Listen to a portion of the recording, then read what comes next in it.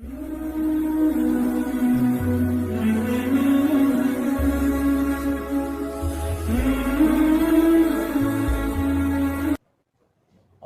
بالله من الشيطان الرجيم.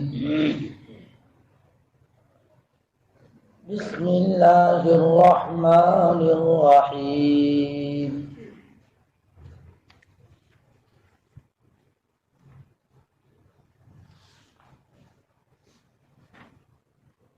وظللنا عليكم الغمام وأنزلنا عليكم المن والسلوى كلوا من طيبات ما رزقناكم وما ظلمونا ولكن كانوا أنفسهم يظلمون.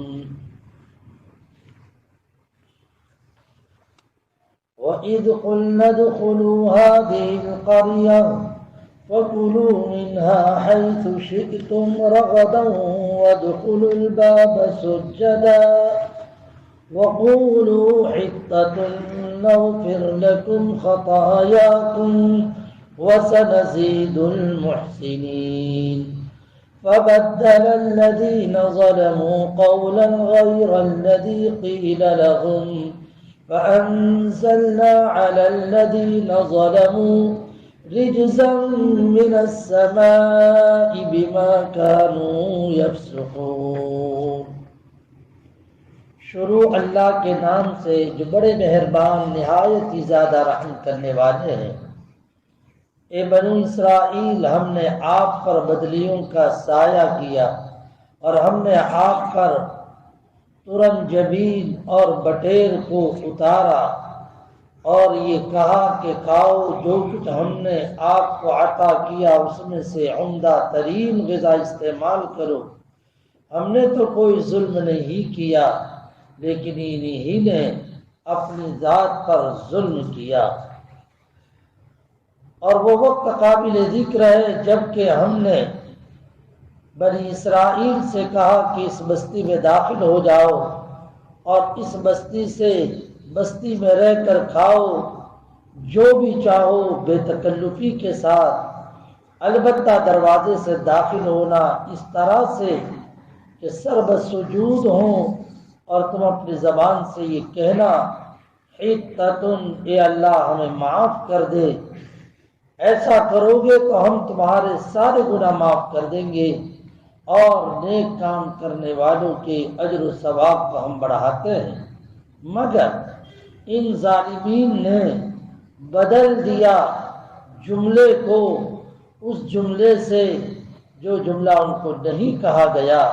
فَأَنزَلْنَا، سو اس کی سزا کے طور پر ہم نے ان ظالموں پر آسمان سے عذاب نازل کیا اس وجہ سے کہ انہوں نے کھلی نافرمانی کی. کل کے تراویح کے بارے میں بنی اسرائیل کے انعامات کا تذکرہ ہے. اس میں مجھے اور آپ کو ایک خاص نصیحت دی گئی اور وہ نصیحت یہ، اللہ جو نعمتیں دے ان نعمتوں کی ناقدری نہیں کرنی چاہیے. جب بندہ نعمتوں کی ناقدری کرتا ہے تو اللہ کی پکڑ بڑی بھاری ہوتی. آج کے تراویح کے بارے میں بھی اللہ رب العزت جو ایک جگہ پر یوں فرمائیں گے آپ کو، اور مجھے سل بنی اسرائیل سے پوچھو کم آتیناہم من آیۃ بینہ، ہم نے ان کو کیسے کیسی نعمتیں دی، کیسے کیسے معجزات دی، لیکن نعمت دینے کے بعد شکر نہیں بلکہ نعمتوں میں گڑبڑی. اور اللہ کا قانون ہے وَمَن يُبَدِّلْ نِعْمَةَ اللَّهِ مِن بَعْدِ مَا جَاءَتْهُ، اللہ رب العزت نعمت دے اور پھر گڑبڑی کرے فَإِنَّ اللَّهَ شَدِيدُ الْعِقَابِ، اللہ رب العزت سخت پکڑ کرتا ہے. میرے بھائیو، آج کی مجلس میں یہی ایک مضمون سمجھایا ہے. بڑی اسرائیل پر اللہ پاک نے کیا کیا نعمتیں اتاری تھی اور ہم بھی دیکھیں دنیا کے اندر، اور دوسری طرف جو ہے روایات کو دیکھ کر نعمت ملی قدردانی کی تو اللہ نے بڑھایا، نعمت ملی ناقدری کی تو اللہ رب العزت نے ایسا ان کو دے مانا کہ جس کی کوئی حد نہیں۔ نعمت بھی دو طرح کی ہوتی ہے، ایک نعمت ہوتی ہے ظاہری، ایک نعمت ہوتی ہے روحانی۔ ڈھانچہ دیا اللہ پاک نے، یہ نعمت ہے، تندرستی دی نعمت ہے، اور اب تو سمجھانے کی کوئی ضرورت ہی نہیں، کورونا نے تو سب کھیل دکھلا دیا، کوئی سمجھانے کی ضرورت نہیں۔ اچھے اچھے کیسے جوان چل پڑے، کیسے؟ تو نعمت ظاہری ہوتی ہے، مال نعمت ہے، اولاد نعمت ہے، اور پھر ایک ہوتی ہے نعمت وہ جو معنوی ہوتی ہے، ظاہر اپنے کو سمجھ نہیں آتا، لیکن اگر غور کرے عقل اپنے کو یہ کہتی ہے کہ نہیں یار یہ نعمت ہے، اللہ پاک نے اپنی نعمت دی ہے۔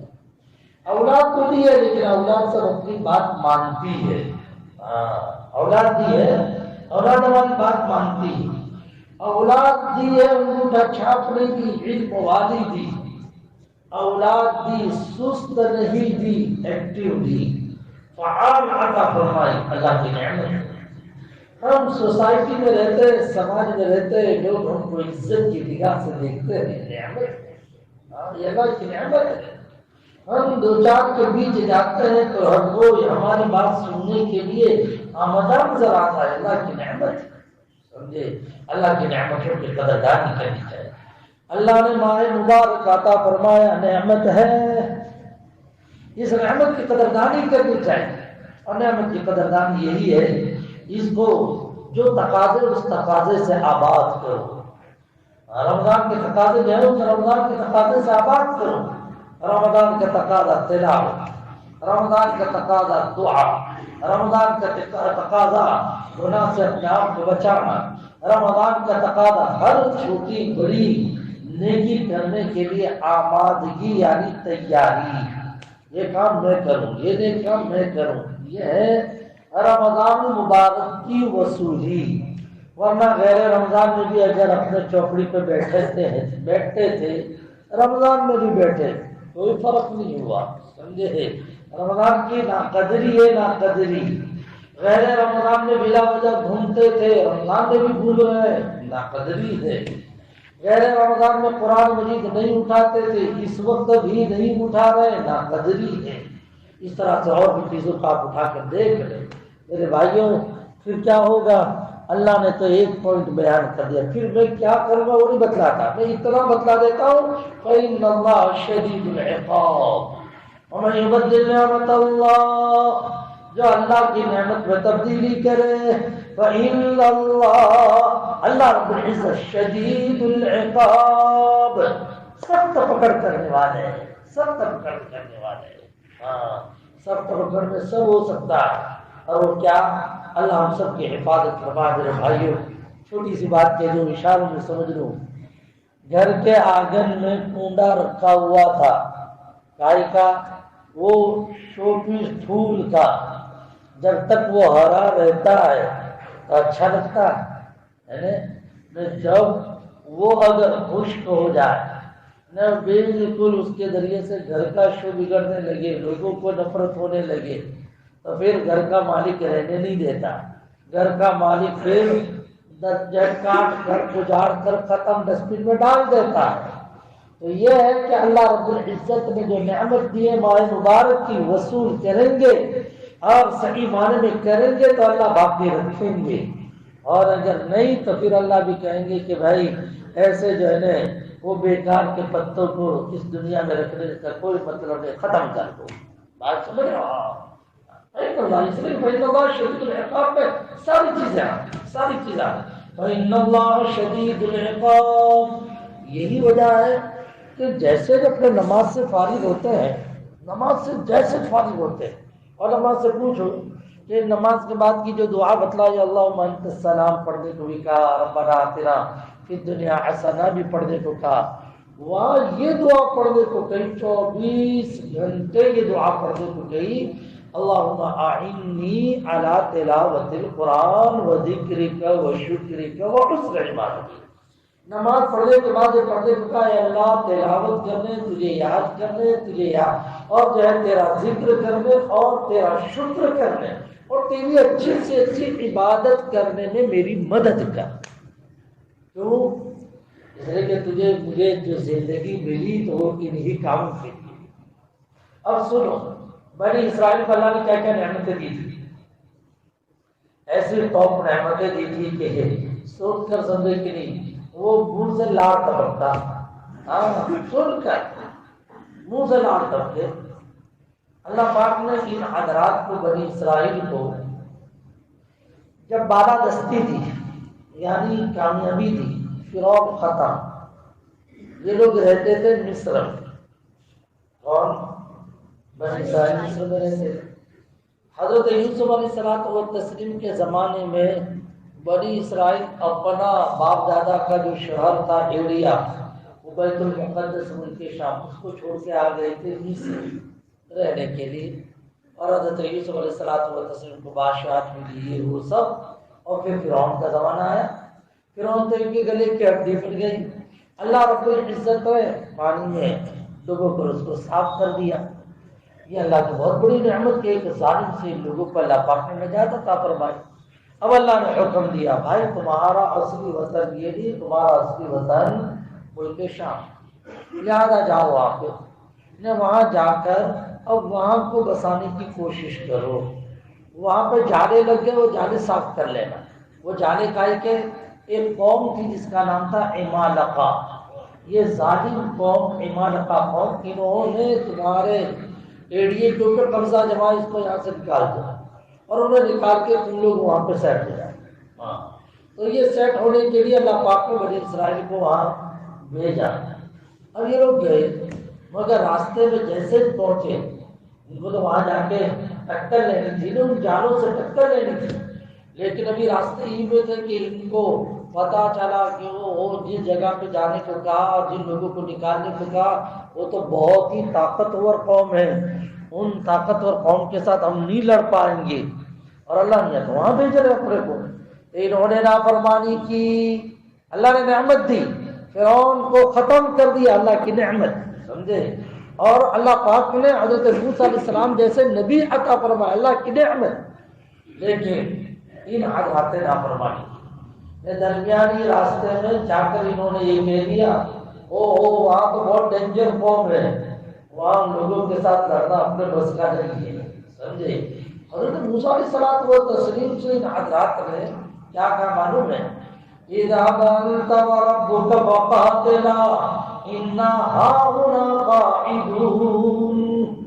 اے موسیٰ آپ جاؤ، آپ کا رب جانے، ہم تو یہاں پر بیٹھے، ہم نہیں جائیں گے لوگوں کے ساتھ کرنے کے لیے۔ کھلی نافرمانی، اللہ کی نافرمانی، اللہ پاک نے کام کے لیے بھیج رہے تھے، جہاد کا ثواب ان کو ملنے والا تھا، لیکن ان حضرات نے کہہ دیا وہ تو بہت طاقتور قوم ہے، ان لوگوں سے ہم لڑ نہیں سکتے، ملا بیٹھ۔ اللہ پاک نے پھر ان کو سزا دی۔ سزا کیا دی معلوم ہے؟ 40 سال تک اس میدان کے اندر اللہ پاک نے بغیر دیوار کے، جس میدان میں یہ لوگ تھے اور وہاں پر ایسا کہا، تو 40 سال تک بغیر دیوار کے اللہ پاک نے ان لوگوں کو وہیں پر روک کے رکھا، نہ آگے بڑھ سکتے تھے نہ پیچھے جا سکتے تھے، بیت المقدس بھی نہیں جا سکتے تھے آگے، نہ پیچھے اپنے مصر لوٹ سکتے تھے۔ انہوں نے کہا اِنَّا هَاهُنَا قَاعِدُونَ، ہم تو یہاں پر بیٹھے، تو اللہ نے بٹھایا تو ایسا بٹھلایا، 40 سال تک بٹھلایا۔ کتنے سال تک؟ 40 سال۔ اللہ ہر چیز کے اوپر قادر ہے میرے بھائیو۔ بعض بیمار کو دیکھو، تو بعض بیماروں کی بیماریاں جب دیکھتے ہیں نا تو پھر پتہ چلتا ہے، کوئی جو ہے نا کمر کا ٹیڑھا تھا، ایسا کیسا ایسا کیسا۔ میں نے چند دن پہلے ایک بچے کو دیکھا، ان کا باپ بہت لجاجت کے ساتھ اپنے گھر لے گیا، کہنے لگا حضرت میرا بیٹا تو ایسا تھا، یہ بھی یاد تھا، یہ بھی یاد تھا، میں اسٹیج پہ آ کے نمبر 1 اس طرح سے بھی جو بولتا تھا، یہ بھی معلوم نہیں کیا ہو گیا۔ سچ کہتا ہوں، ایسی بیماری کی وجہ سے اس بیچاری کی ایسی حالت ہو گئی تھی، نہ وہ سیدھا لیٹ سکتا تھا، نہ سمجھے کہ وہ بیٹھ سکتا تھا۔ وہ جانوروں کی جو عادت ہوتی ہے نیچے کو جو ہے پاؤں اس طرح سے ادر اپنے جو ہے جسم کو لٹکائے ہوئے تھا، سمجھ رہے؟ اس کی حالت کو دیکھ کر تو مجھے رونا آیا، سمجھے؟ بلکہ اتنا ہی نہیں، رات کو جب سوتا تو میری نیند اچاٹ ہو جاتی۔ اللہ پاک ہم سب کی جو ہے نا ہر طرح کی بیماریوں سے بھی حفاظت فرمائے، آمین۔ اللہ تعالیٰ سے بیماری سے حفاظت مانگنی چاہیے کہ نہیں مانگنی چاہیے؟ وہ بتلاؤ بیماری سے حفاظت کو کیا کہتے ہیں؟ عافیت۔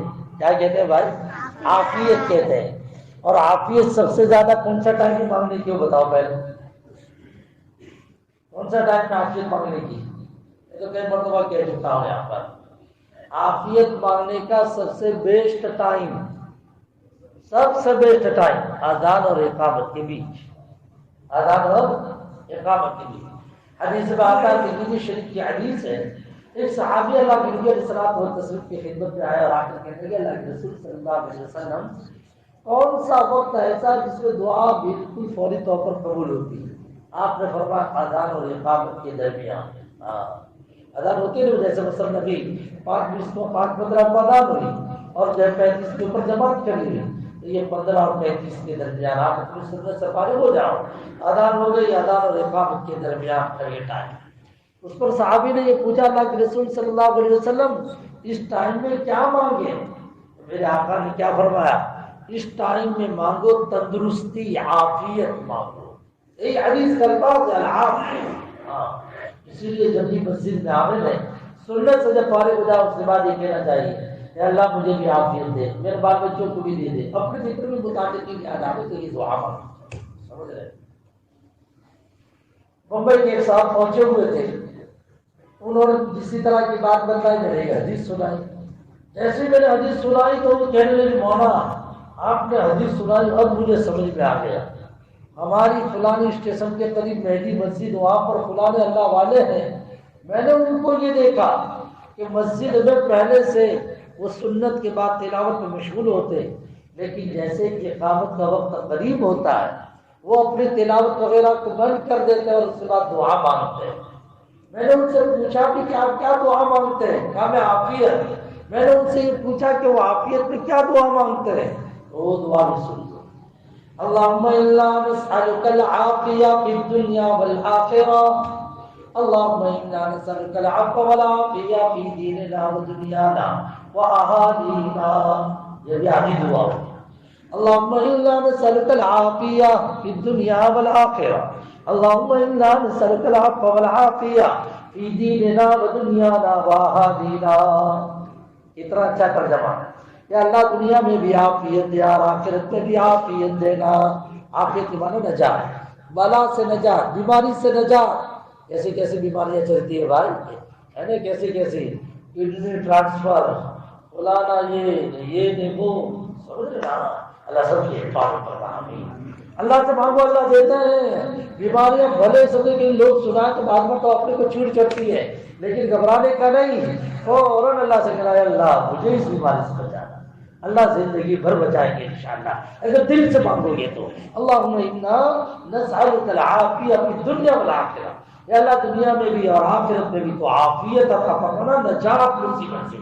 اور دوسرے جملے میں یہ ہے اللہم انا نسألک العفو والعافیہ فی دیننا ودنیانا واہالینا، یا اللہ معافی بھی دے، عافیت بھی دے، اس لیے کہ بیماری جو آتی ہے وہ گناہوں کی وجہ سے آتی ہے، اس لیے پہلے کہہ دیا اللہ عفو، عافیت، یہ معافی عطا فرما، عافیت عطا فرما۔ اور عافیت قائم ہے کہ دیننا، دین میں بھی عافیت عطا فرما۔ لوگ بہت سارے کام دین کے نام پہ کرتے ہیں لیکن وہ دین نہیں ہے۔ بہت سارے لوگ دین میں دین سمجھ کر کام کرتے ہیں، دین نہیں ہے۔ مثال نہیں پیش کر سکتا میں ابھی، وہ دنیا نا، اور یہ اللہ عافیت ہماری اہالی میں بھی عطا فرما۔ اہالی کا مطلب ہماری فیملی، واہالینا، اس بات کا جملہ ہے اللہم استر عوراتنا وآمن روعاتنا، اے اللہ میرے سارے گناہ پہ پردہ ڈال دے، اور اے اللہ میرے دل کی گھبراہٹ کو امن سے بدل دے۔ ابھی بھی دعا پوری نہیں ہوئی، یہ جگہ 3 جملے ہوئے، یاد کرنا پڑے گا، سمجھا؟ اتنی قیمتی چیز ہے کہ عافیت مل جائے اور پھر اس کو اتنی لمبی دعا اتنی چھوٹی یہ نہیں، اس کو یاد کرنا پڑے گا۔ تو یاد کرو اس کو، امام صاحب سے کہتا ہوں کہ لکھ دو، اور پھر لکھ دو تو پھر لوگ جو ہے اس کو یاد کریں۔ اگلا جملہ کیا؟ اللهم احفظنا من بين أيدينا ومن خلفنا وعن يميننا وعن شمالنا ومن فوقنا ونعوذ بعظمتك من أن نغتال من تحت أقدامنا. دعا پوری ہو گئی. اے اللہ میں پناہ چاہتا ہوں اپنے آگے سے آنے والے وار سے پناہ چاہتا ہوں. آگے سے بھی کوئی وار نہ کرے، پیچھے کے وار سے بھی، دانے کے وار سے بھی، بائیں کے حملے سے بھی، اوپر سے ہونے والے حملے سے بھی.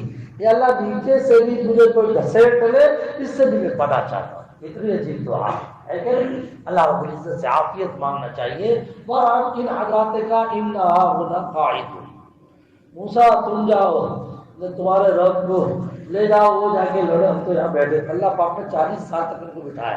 لکھا یہ کہ صبح ہوتی تھی تو یہ لوگ مصر جانے کے لیے، پیچھے جانے کے لیے چلتے تھے.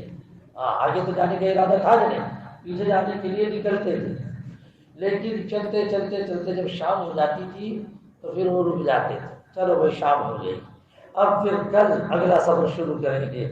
لیکن کل ہو کر رات تک گزر جاتی. صبح جب ہوتی تو صبح میں دیکھتے تھے یار کل جہاں سے چلے تھے اپنے تو وہاں پڑے ہیں، کل جہاں سے چلے تھے اپنے تو وہیں پر پڑے ہیں. یہ یاد رکھنا، اللہ سے کبھی مقابلہ نہیں کرنا چاہیے. اسے اللہ سے مقابلہ نہیں کرنا چاہیے میرے بھائیوں. دوسرے سے مقابلہ کرو لیکن اللہ سے مقابلہ نہیں. سود کھانے والا اللہ سے لڑائی کرتا ہے، اور اللہ کے ولی کو ستانے والا اللہ سے لڑتا ہے. یہ دو جملے یاد رکھنا. قرآن کہتا ہے ایک حدیث جس میں میں کہہ رہا ہوں اللہ سے مت لڑو. اللہ سے لڑو گے تو پھر کہیں کے نہیں رہو گے، نہ دنیا کے نہ آخرت کے. یہ لوگوں نے اللہ سے لڑائی شروع کر. اب 40 سال اللہ پاک نے ان کو پکڑ میں تو رکھا، مگر اللہ بھی کتنا قریب ہے. ہو اب 40 سال کھانے کا بھی پابند وہ اس لیے کہ پورا ایریا جو تھا وہ تو جنگل تھا. تو اس 40 سال کے اندر کھانے کا نظام، کپڑے کا نظام، پینے کا نظام پریشان.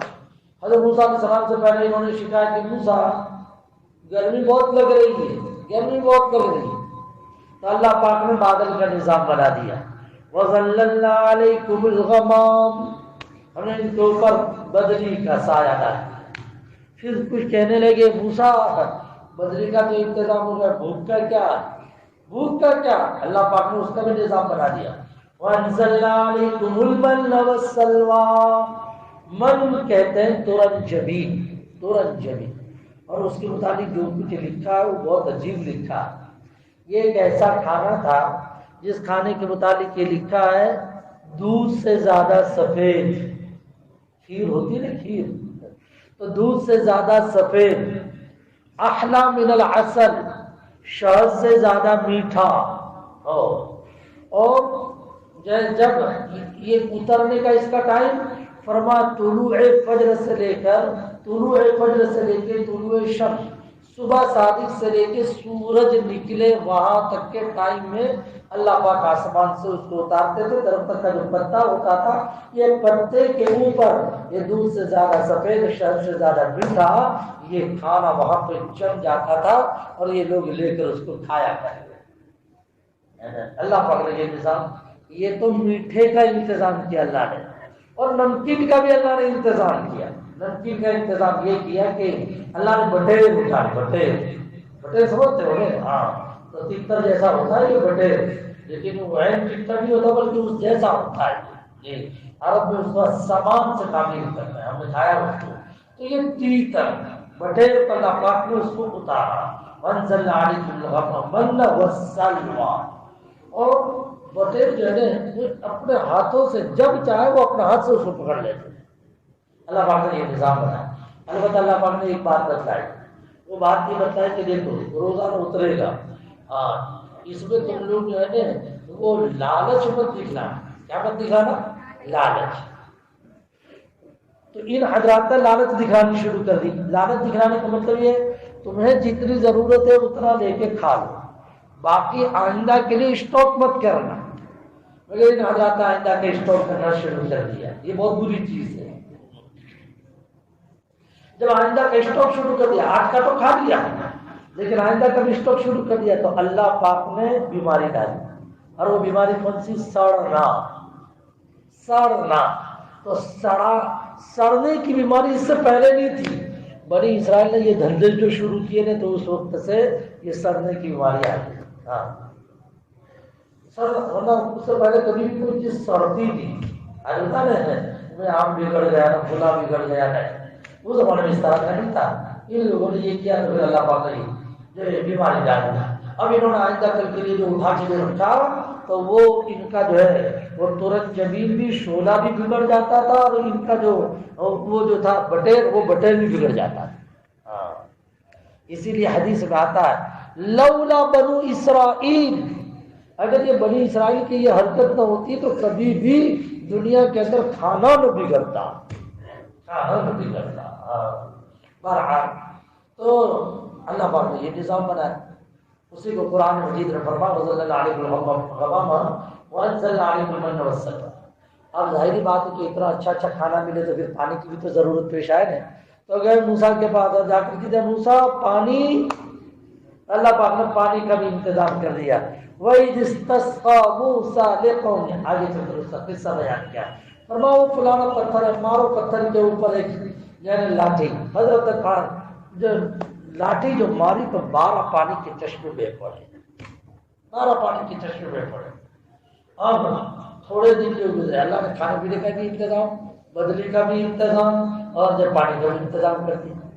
ان حضرات نے کہہ دیا رات کو اندھیرا بہت لگتا ہے، اس کا ذکر یہاں نہیں، رات کو اندھیرا بہت لگتا ہے تو اللہ پاک نے کھمبے کی شکل میں روشنی کھڑی کر دی۔ عمودی کتاب لکھا ہے، عمودی کھمبے کی شکل میں اللہ پاک نے روشنی کھڑی کر دی۔ کیا اللہ کا نظام، مجرم کو ساری راحتیں پہنچائی جا رہی، اور اللہ چیز پر قادر ہے۔ مشہور ہے وہ بات، حدیث میں آتا ہے کہ ایک مرتبہ ایسا ہوا اللہ کے نبی علیہ السلام مسجد نبی میں بیٹھے ہوئے تھے، 2 صحابی بھی تھے، حضرت حسین اور حضرت عباس، یہ 2 صحابی بیٹھے ہوئے تھے مسجد کے اندر، اور دین کی باتیں ہو رہی تھی، دین کی باتیں۔ جناب رسول پاک صلی اللہ علیہ وسلم نے جب بات ختم ہو گئی یہ جانے لگے، کہنے لگے اللہ کے رسول بہت اندھیرا ہو گیا، گھر تک کیسے پہنچے گی؟ میرے آقا تاجدار مدینہ سرکار دو عالم صلی اللہ علیہ وسلم نے دعا فرما دی، ان کی جو لاٹھیاں تھی نا لاٹھی، تو لاٹھی کے اگلے حصے میں اللہ پاک نے روشنی پیدا کر دی۔ لاٹھی کے اگلے حصے میں روشنی، اس روشنی کے سہارے یہ لوگ اپنے گھر پہ پہنچے، اللہ چیز کے اوپر قادر ہے۔ تو بہرحال یہ نعمتیں دے دی۔ پھر 5ویں شکایت کی اور آ کر کہنے لگے حضرت ایک چیز اور بتلا ہے، وہ یہ کہ اگر گھر پہ ہوتے تو کپڑے کا بھی انتظام ہو سکتا تھا، یہاں تو کپڑے نہیں، کیا کریں گے؟ تو اللہ پاک نے حضرت موسیٰ سے کہہ دیا ان کو کہہ دو کپڑے کی فکر کرنے کی ضرورت نہیں، کپڑے میں 2 باتوں کا خیال نہ کرے، ٹینشن میں نہ رہے۔ ایک تو یہ ہے کہ کپڑے جیسے جیسے تمہاری ہائٹ بڑھے گی تو کپڑا جو ہے نیچے سے وہ جو مختصر ہوتا رہے، اس کی فکر نہ کرے، جیسے جیسے سائز تمہاری بڑھے ویسے ویسے تمہارا کپڑا یہ بھی بڑھتا چلا جائے، اور تمہارا کپڑا کبھی گندا نہیں ہوگا۔ کیا اللہ کا نظام ہے! اسی کو دیکھ کر تو قرآن مجید کی آیت یاد آتی ہے۔ اللہ پاک نے فرمایا فَبِأَيِّ آلَاءِ رَبِّكُمَا تُكَذِّبَانِ، اے جنات اور انسان کی جماعت، اللہ کی کون کون سی نعمتوں کو تم جھٹلاتے ہو؟ مجرم پھر بھی اللہ نے اتنی ساری نعمتیں دی، سمجھے؟ اب ایک طرف تو مجرم ہے، 40 سال تک قید میں رکھا، اللہ نے یہ نعمت دی، اس میں بھی بدماشی۔ ایک بدماشی کیا کہ معلوم ہے؟ ایک بدماشی یہ کی، یہ فقط قصے نہیں سنا رہا ہوں، یہ قصے سن کر، یہ حال سن کر اپنے اوپر بھی فٹ کرتے چلے جائیں کہ ہم بھی ایسا کرتے ہیں کہ نہیں کرتے ہیں، سمجھے؟ اللہ پاک ایک بیماری سے چھٹکاتے ہیں، پھر اس بات ہم لوگوں کو نہ سدھر جانا چاہیے، ہماری پہلی زندگی بعد کی زندگی میں نمایاں فرق ہے، لیکن پھر وہی حالت، سمجھے ہے، پھر وہی حالت۔ تو پھر یاد رکھیں اللہ رب العزت نے نبی جی سے یہ بھی فرمایا کہ نبی جی یہ کہہ دو 2 مرتبہ، جو سمجھدار ہوتا ہے نا وہ 2 مرتبہ ڈنک نہیں کھاتا، 2 مرتبہ ڈنک نہیں کھاتا، ایک مرتبہ جو ڈنک کھایا تو پھر دوسری مرتبہ اس سوراخ میں اپنا ہاتھ نہیں ڈالتا۔ تو اللہ رب العزت جب دوسرے کو یہ سیکھ دے تو پھر اللہ رب العزت اس طرح کا فیصلہ جو ہے اپنے بندوں کے ساتھ یہ کر سکتے ہیں. بہرحال اللہ پاک نے تو یہ 5 نعمتیں دی، تو انہوں نے ان کو جو من و سلوہ جو ملتا تھا تو موسیٰ علیہ السلام کے پاس آئے، نہا کر کہنے لگے موسیٰ یہ کیا روزہ میں جب دیکھو تو ایک کا آئٹم لن نصبر على طعام واحد لن نصبر على طعام واحد، روزانہ ایک ہی کھانا جب دیکھو تب ترنت چبی، جب دیکھو تب بٹے، ایک ہی کھانا، ہمیں ایک کھانے کے اوپر صبر نہیں آتا، ڈش بدلنی چاہیے. اللہ بھگوان ٹھیک ہے چلو، اتنی اچھی ڈش دے رہے تھے تو ان لوگوں کو کیا چاہیے تھا معلوم ہے؟ ان کو چاہیے تھا ساگ بھاجی. لن نصبر على طعام واحد فادع لنا ربك يخرج لنا مما تنبت الارض من بقلها وقثائها وقومها وعدسها وبصلها. اس آیت میں نہیں جاتا لہسن نے، پیاز نے، ترکاری نے، یہ نے وہ. اسی لیے ہمارے علماء برادری میں مشہور ہے یہاں کھانے کے لیے گوشت آوے تو کہا یہ ہے، لیکن اصلی نعمت تو یہ بھاجی میں سبزی آوے تو کہا یار یہ بڑی اسرائیل والی کہاں سے آ گئی تھی، سمجھ رہے نا، یہ بیگن بٹا کے کہاں سے آ گئے، ہے تو سبھی اللہ کی نعمت، لیکن لوگ یوں کہتے ہیں، اس کا انکار نہیں کہ گوشت جو ہے نا وہ سارے کھانوں میں سردار، اور اللہ کے نبی علیہ السلام کو گوشت پسند تھا. یاد رکھنا سید الادام یا اللہ، سارے کھانوں میں سب سے بہتر کھانا کون سا؟ گوشت. نبی کو گوشت پسند تھا. اسی لیے روایت میں آتا ہے ایک مرتبہ جناب رسول پاک صلی اللہ علیہ وسلم مکان میں تشریف لائے، بھوک لگی تھی، گھر والے سے تقاضا کیا کھانا دو، تو ان حضرات نے جو کھانا دیا، جبکہ گھر میں جیسے داخل ہوئے تو دیکھا کہ دیگچی پر جو گوشت پک رہا، اور گوشت ایک ایسی چیز ہے کہ جب وہ پکتا ہے تو اس کی خوشبو سے آنے والے کو محسوس ہو جاتا ہے اس گھر میں یہ پک رہا. آقا نے محسوس کیا، لیکن جب کھانا جو دیا گیا میرے آقا کو وہ گوشت نہیں بلکہ کوئی اور چیز پیش کی گئی. آقا نے فرمایا بھائی کیا بات ہے؟ میں نے تو جو ہے گھر میں یہ محسوس کیا. اس پر اللہ کے نبی علیہ الصلوۃ والتسلیم نے یہ فرمایا، آقا سے یہ کہا اللہ کے رسول وہ گوشت ہے واقعتاً پک رہا، لیکن وہ گوشت آپ کے اور ہم سب کے کام کا نہیں ہے، اس لیے کہ وہ تو صدقہ اور زکوٰۃ کا، نہ اپنے گھر میں جو باندھی ہے بریرہ اس کو زکوٰۃ اور صدقے میں یہ گوشت پہنچایا گیا ہے. اللہ کے نبی علیہ الصلوۃ والتسلیم نے فرمایا ٹھیک ہے، لیکن وہ بریرہ نے گوشت لے لیا، وہ مالک بن گئی، اب وہ اپنے کو ہدیہ کرے تو اس میں کیا حرج ہے. سمجھے؟ آقا صلی اللہ علیہ وسلم نے گوشت استعمال کیا. سمجھے؟ اس لیے بھی میں آپ لوگوں کو کہہ رہا ہوں کہ سماج میں کچھ لوگ ایسے ہوتے ہیں جو کہتے ہیں کہ ہم تو ویج استعمال کرتے ہیں، نان ویج ہم نہیں چاہتے. ارے ایمان والا تو گوشت استعمال کرے. اللہ کے نبی علیہ الصلوۃ والتسلیم کو تو گوشت پسند تھا. بات سمجھ میں آتی؟ خیر، تو یہ لوگ کیا کہنے لگے؟ لن نصبر علی طعام واحد، ہم کو تو ایک آئٹم پسند نہیں، تو چلو بھائی یہ آئٹم پسند نہیں تھی تو بکرا مانگتے، کچھ اور مانگتے. مانگا تو کیا مانگا؟ انہوں نے سبزی بھاجی مانگی. فادع لنا ربک یخرج لنا مما تنبت الارض، زمین کی ترکاریاں، من قثائها وقومها وعدسها، اڑد کی دال مانگی انہوں نے، وقومها وعدسها وبصلها، پیاز نے، لہسن مانگی. تو اللہ پاک نے چونکہ مانگا اور وہ بھی موسیٰ علیہ السلام سے منگوایا، تو جب موسیٰ علیہ السلام وہ تسلیم سے منگوایا تو حضرت موسیٰ علیہ السلام نے دعا کر دی. چلو تو کام بن گیا. اللہ اپنے محبوب کی دعا رد نہیں فرماتے. اللہ نے فرمایا ٹھیک ہے ہم دے تو دیتے ہیں، لیکن ایک کام ہے کہ تم فلانی بستی میں جاؤ، فلانی بستی میں جاؤ، اس بستی میں تم کو یہ سارے آئٹم مل جائے. سمجھے؟ اس بستی میں سارے آئٹم، لیکن ایک شرط، اس بستی میں جیسے اندر انٹر ہو، داخل ہوتے ہوئے تم کو 2 کام کرنے کے، ایک کام تو زبان کا، ایک کام بدن کا. زبان کا کام یہ کہ حتۃ، یا اللہ معاف کر دے، معاف کر دے، نعمت تو ملی تھی جو ہے گوشت گھی، لیکن ہم سبزی سے بدلوا رہے ہیں، یا اللہ معاف کر دے، ہمارے بھیجے کام کے لیے بڈھے ہو گئے، لہٰذا گوشت چھوڑ کے ہم سبزی مانگ رہے. حتۃ نے اللہ معاف کر دے. معاف. اللہ نے کہا بھی تم یہ بولو گے تو ہم تمہارے گناہ معاف کر دیں گے. حتۃ نغفر لکم خطایاکم، ہم تمہارے گناہ معاف کر دیں گے. اور یہ بھی فرمایا ادخلوا هذه القرية فكلوا هذه القرية فكلوا کیا کہا وَإِذْ قُلْنَا ادْخُلُوا هَٰذِهِ الْقَرْيَةَ فَكُلُوا مِنْهَا حَيْثُ شِئْتُمْ رَغَدًا وَادْخُلُوا الْبَابَ سُجَّدًا کہ گیٹ سے اندر داخل ہو تو سجدے کے ساتھ داخل ہو، یعنی نماز پڑھ کے داخل۔ تو یہ قوم کیسی تھی معلوم ہے؟ بنو اسرائیل قوم بہت جڑ قوم، سمجھے نہ سمجھے تو کوئی آدمی نہیں سمجھتا تو ہم لوگ کہتے ہیں بنی اسرائیل والا ہے، یہ تو کیا کہتے ہیں بنی اسرائیل والا ہے، اس کے بھیجے مجھے نہیں آئے۔ اللہ کی جو نہ مانے تو کیا پوچھنا؟ اللہ نے کہا تھا حتتن بولنا، حتتن کا ترجمہ ہا تا اور تا، اس کا ترجمہ معاف کر دے، تو یہ کیا بولے معلوم ہے؟ اس میں بھی چینج کر رہا ہے، حتتن کو بدل دیا حنتتن سے، کیا سے بدل دیا؟ درمیان میں نون گھسا دیا، ہا اور تا میں نون گھسا دیا، حنتتن، یعنی اس کا مطلب ہے کہ اللہ ہم کو تو گیہوں چاہیے، گیہوں کیا کہا؟ ہم کو تو گیہوں چاہیے، گیہوں، یہ کہہ دیا۔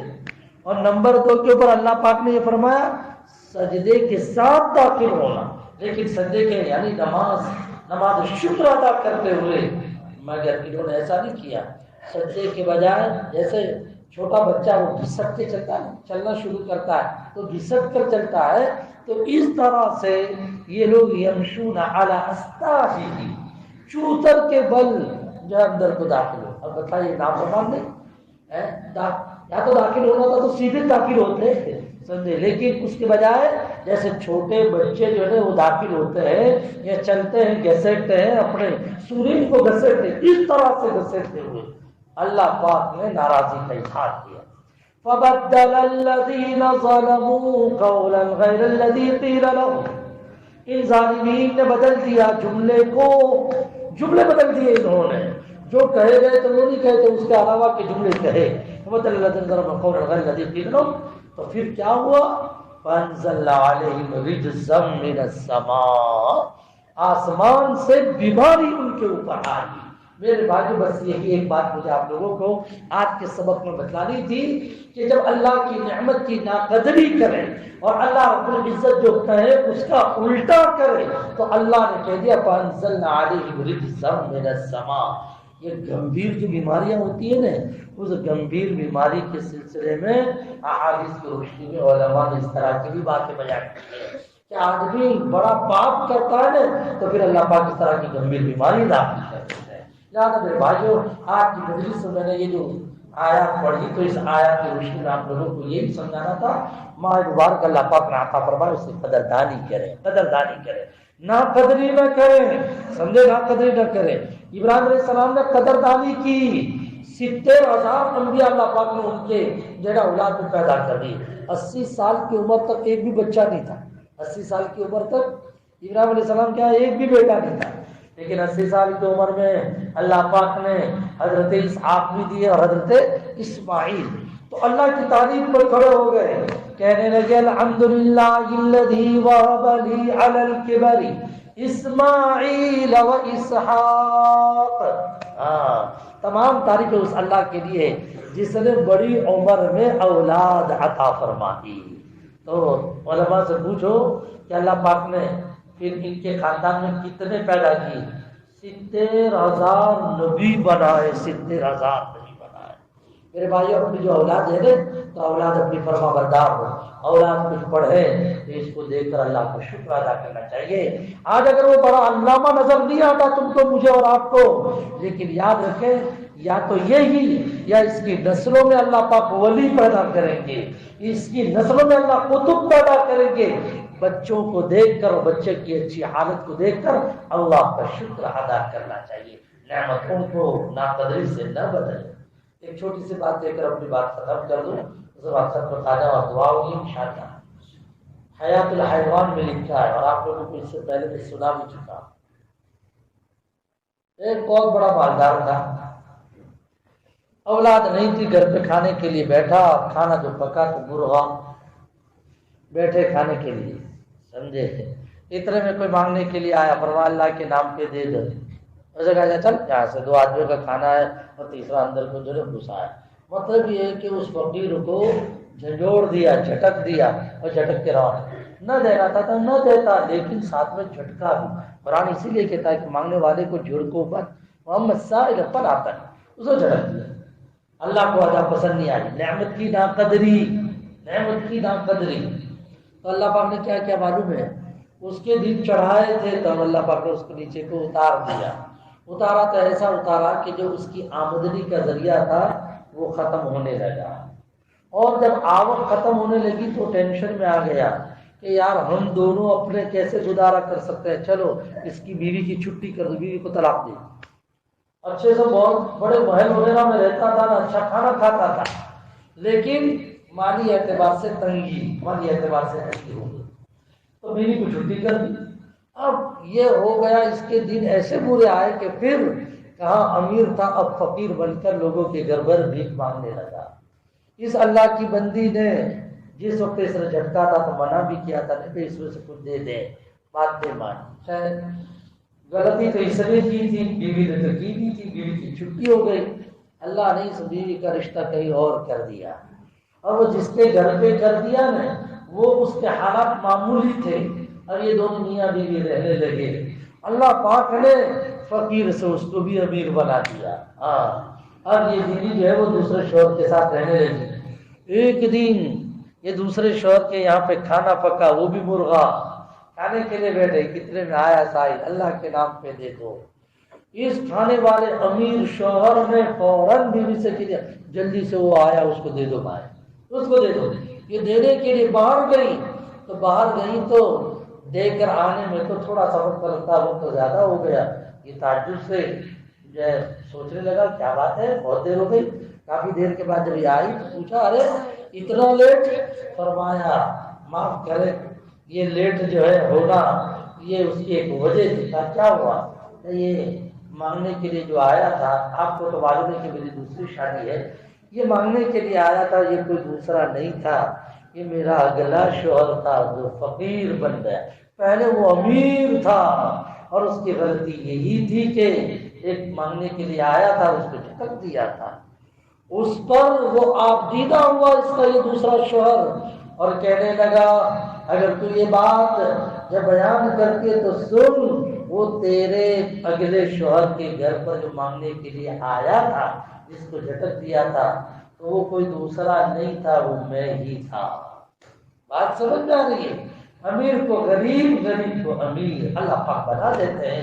وَمَن يُبَدِّلْ نِعْمَةَ اللَّهِ، اللہ کی نعمت کی ناقدری نہ کرو ورنہ اللہ حالات میں پلٹا دیتے ہیں۔ اسی لیے قرآن مجید میں ایک جگہ پر بیان کیا، مجھے تو پورا نقشہ پیش کرنا تھا، اس میں قوم سبا کا تذکرہ کیا ہے۔ وَبَدَّلْنَاهُمْ بِجَنَّتَيْنِ جَنَّتَيْنِ ذَوَاتَيْ أُكُلٍ خَمْطٍ وَعَصْرٍ وَشَيْءٍ مِّن سِدْرٍ قَلِيلٍ ذَلِكَ جَزَيْنَاهُمْ بِمَا كَفَرُوا۔ یہ قوم ایسی تھی جب چلتی تھی 1 مہینے کے مسافت پر سفر کرنے کے لیے، دانی جانب پر بھی باغات کا ریلا، بائیں جانب پر بھی باغات کا ریلا، لیکن اللہ کی ناقدری کی۔ اللہ پاک نے ایک مرتبہ ڈیم کا پانی وہاں پہ پہنچا دیا تو 2 طرفہ جو باغات تھے، یہ باغات اچانک خاردار درخت میں اللہ نے تبدیل فرما دیے۔ خاردار اس میں اسی کو قرآن مجید نے بیان کیا۔ اللہ پھر آگے چل کر کہتے ہیں ذَلِكَ جَزَيْنَاهُمْ بِمَا كَفَرُوا، ناقدری کرنے والے کا یہ ہم اس طرح سے حال کرتے ہیں۔ اللہ کی نعمت جانتے ہو، سمجھتے ہو نا ہم لوگ کہ کیسی اچھی اچھی نعمتیں دی ہیں۔ لہٰذا میرے بھائیوں، نعمتوں کی مزید قدردانی ہم لوگوں کو کرنی چاہیے۔ نعمت کی قدر کی 2 شکلیں بتلا دو، ایک تو زبان سے بول دو الحمدللہ، زبان سے کیا بولو بھائی؟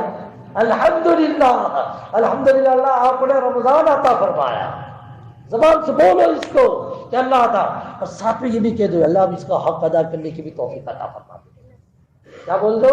یہ چھٹک باری بتلا رہا ہوں ابھی، یہ اللہ الحمدللہ پہلے بول دو، اور کہہ دو کہ اللہ یہ حق ادا کرنے کی توفیق عطا فرما، یعنی نماز تلاوت یہ، تو اللہ بھی کہیں گے ہاں میرے بندے نے نعمت ملی تو فوراً خوشی میں الحمدللہ بھی بولا، طے تو کر لیا۔ یہ اور بات ہے کہ تھوڑا سست پڑ گیا، انہیں طے تو کر لیا اس نے، بات سمجھے؟ تو نعمت ادا کر، نعمت کا شکر ادا کرنے کی 2 شکلیں، ایک تو فوراً الحمدللہ، اور نمبر 2 کے اوپر اس کا حق ادا کرنا چاہیے۔